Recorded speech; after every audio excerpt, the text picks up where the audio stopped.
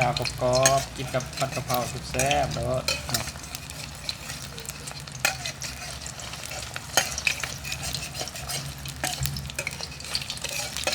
เข้าไข่ดาวเนาะแซ่บเดี๋ยวเราถอดไข่ดาวก่อนมันจะเห็นผัดกะเพรา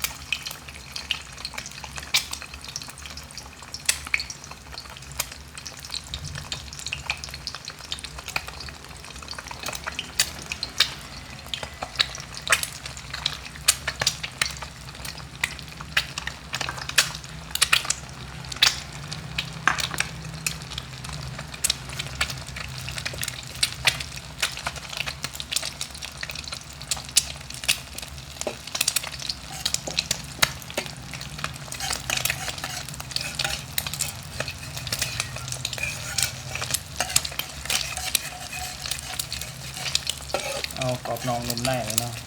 เอาซุปกันได้เป็นยำน้ำซุปแซ่บแซ่บรสพี่น้อง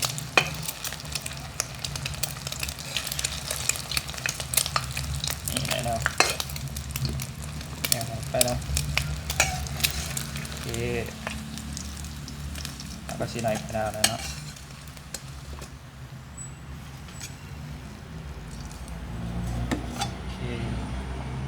นี่ตากระสิประมาณนี้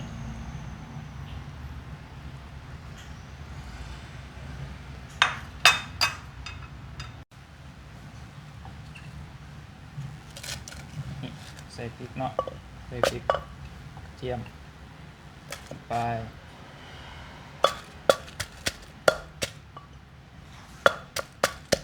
เผ็ดๆเนาะ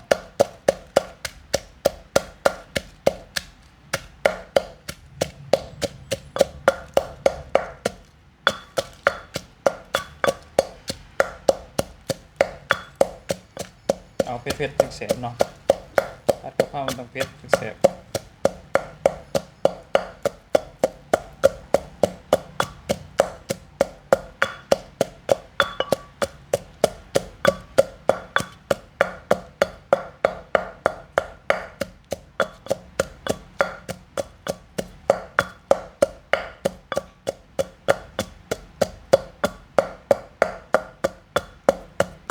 โอเคได้ละพอตมุนได้สมนะ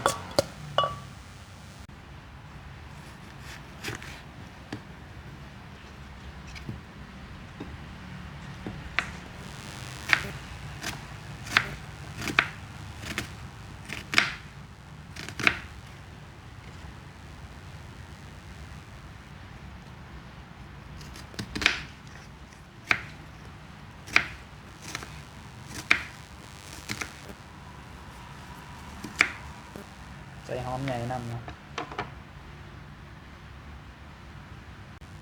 นี่กะเพราเขาผักปลอดสารพิษเก็บมาจากสวนเลยจ้ะสวนปลูกหอมๆโดด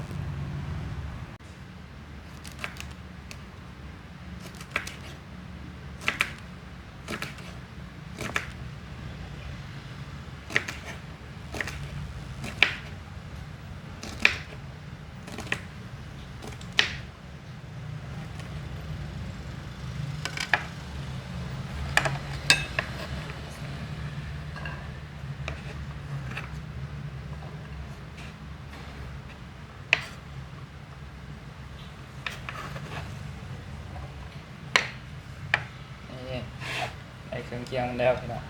นี่เครื่องผัดมีหอมใหญ่ใบกะเพราแล้วก็ถั่วผัดหมูสับกะเพราหมูสับ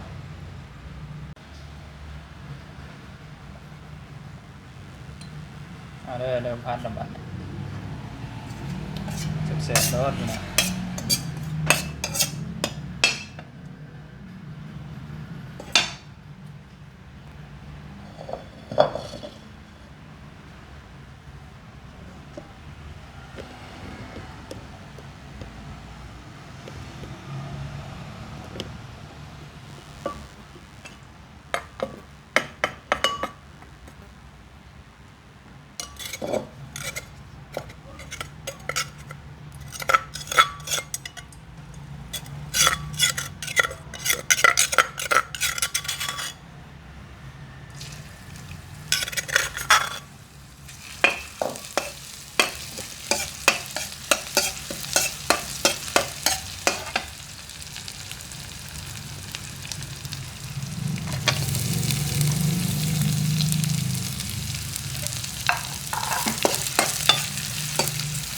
หอมหวยๆมาแล้วพี่น้อง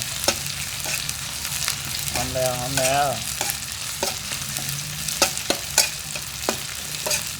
เอา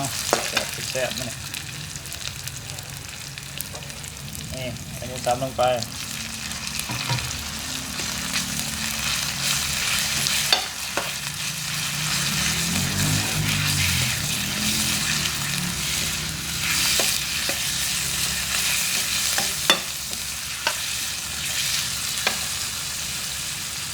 ไปกันจังหน่อย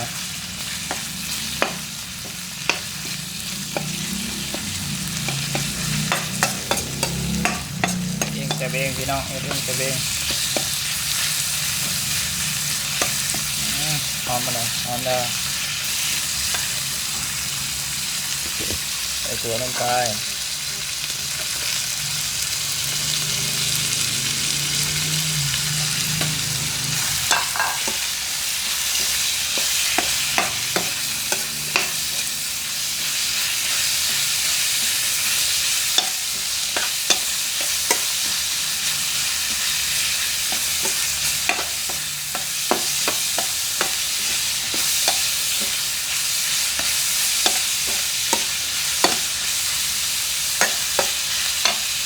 ปรุงอย่างนี้ฮะ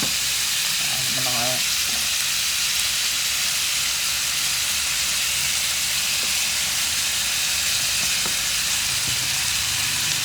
ป้า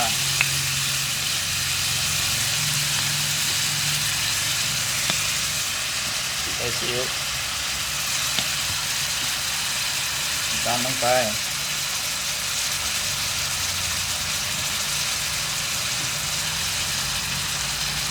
นี่ของเสียเวลาเสียบไรเองตัดเอา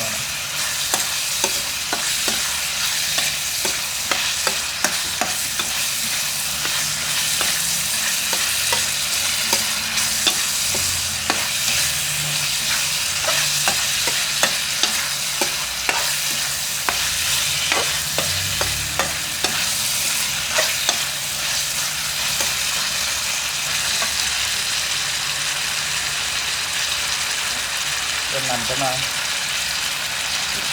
ใช่หอมใส่จะได้กินเลยพี่น้อง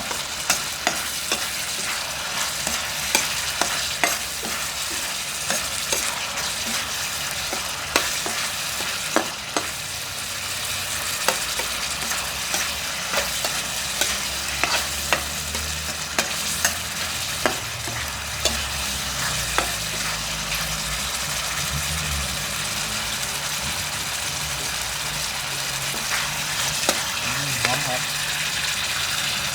โอเคใส่ใบกะเพราลงไป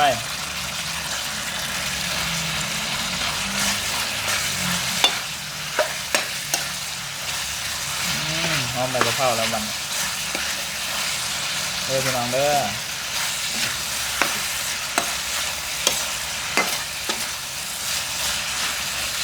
ที่มือบาดต้นเนาะกระเด้งใส่เอง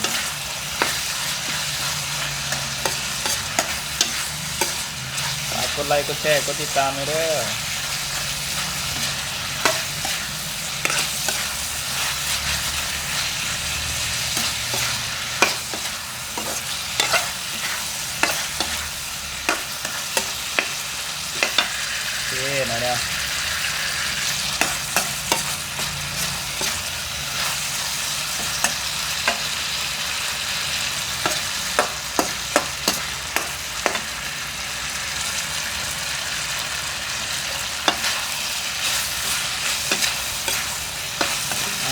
พี่น้องเอาไฟลงเอาใส่จานพร้อมเสิร์ฟนี่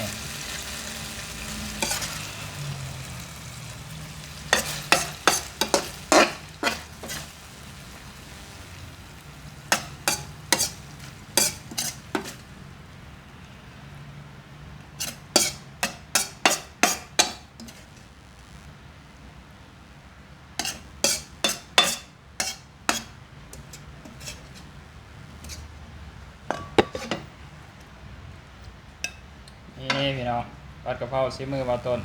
แซ่บๆเลย